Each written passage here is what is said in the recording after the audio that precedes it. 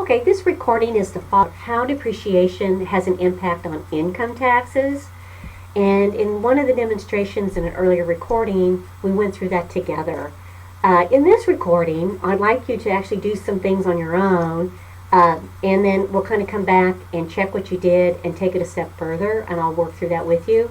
But what I've done here is I'm setting up, here's the income statement, and if we use the straight line method, I want you to go back and find, well, what was depreciation expense for each year?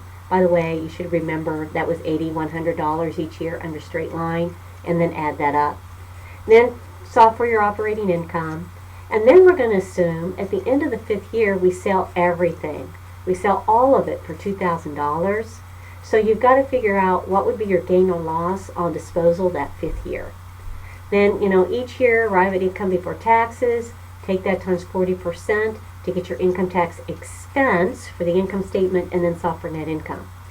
Then the other thing I'd like you to do is then let's assume for the tax return we assume this is a 3-year maker's asset. So again, all of this is the same, but you're going to go back to your 3-year depreciation schedule, enter in those amounts. By the way, it's going to total $45,000. Arrive at your operating income, and then in the 5th year, again, we're going to assume we sell that asset for $2,000, figure out your income before taxes, take that times 40% to get your income tax paid. This is an expense. The tax return tells us how much to write our check to the IRS, and then solve for the difference. I put net income. It probably wouldn't actually be there on the tax return. So do that, and then I'm going to stop for now, so pause your video and do that, and then we will come back and look at, well, what would be the journal entry for the income tax expense, the cash paid or the payable, and then how does that create this deferred tax liability account. So again, your book doesn't hit this real hard, but I'd like us to at this point, because depreciation is really one of the big factors causing this deferred tax liability account. So I'd like us to get a handle on that. So let's pause and come back. Okay, so we're back in, and you should have solved for depreciation expense, or pulled that from your depreciation schedule, total $40,500, the amount to be depreciated. And then at the end of the 5th year, they're going to sell the asset for $2,000. And really you needed to have solved for, cash would have come in, $2,000. We would get rid of the accumulated depreciation for that account. So here's our journal entry. Accumulated depreciation under the straight line method would total $40,500. We want to remove the property, plant, and equipment. That account always maintains cost. That was $45,000.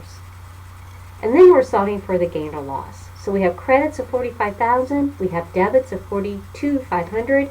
We need another debit to balance. If it's a debit, it's a loss. So we have a loss on the sale at $2,500. And then you're just doing arithmetic, solving for your income before taxes. Take all of that times 40%. Notice this last year you're going to have a different number because we have a different income before taxes because of the loss. All right, and then solve for your net income. So doing that. Then doing likewise for the tax return, go back to your depreciation schedules. You should just pull these numbers off of your Excel spreadsheet. Notice that totals $45,000. Here at the end of the 5th year, you're going to sell all of that. Again, cash would have come in, so here would be our journal entry for our tax records. We would remove accumulated depreciation. This time, accumulated depreciation is not $40,500, but $45,000, because under makers, we depreciate the full cost. And then we would remove all of the property, plant, and equipment, all the cost of $45,000. So this time, I compare debits and credits, and I need a credit to balance. If it's a credit, it's a gain. So where we had a loss under straight line, we have a gain under the accelerated method. Okay, and then you're just finishing it out, right? At your income before taxes, take that times 40% to get income tax expense, and then we have our net income. Okay, so let's move on to then looking at how to record income tax expense and the payable. So we're going to fill out our journal entry. The expense, So we would have income tax expense. I would pull that again from this column. So for 2000X1, here's our debit to our expense. Here's our payable, or a cash paid out. That's our credit.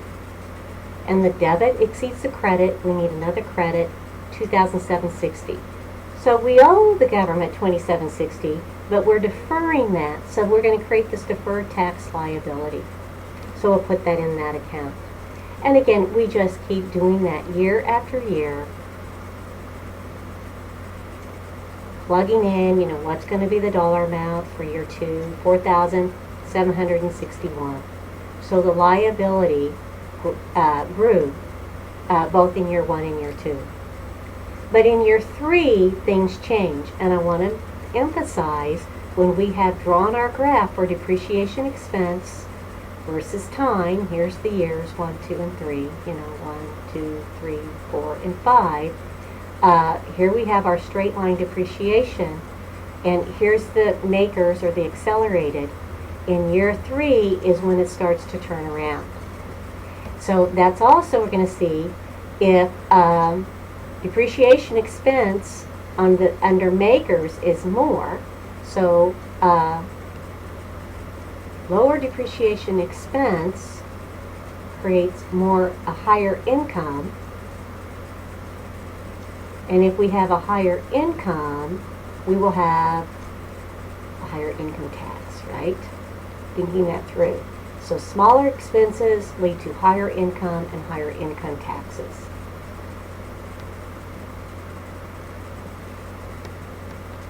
So, and we get into this part now, we're going to see where we have income tax expense. Now the income tax paid is going to be higher now because of this depreciation switch. So we have a higher income, and higher income tax.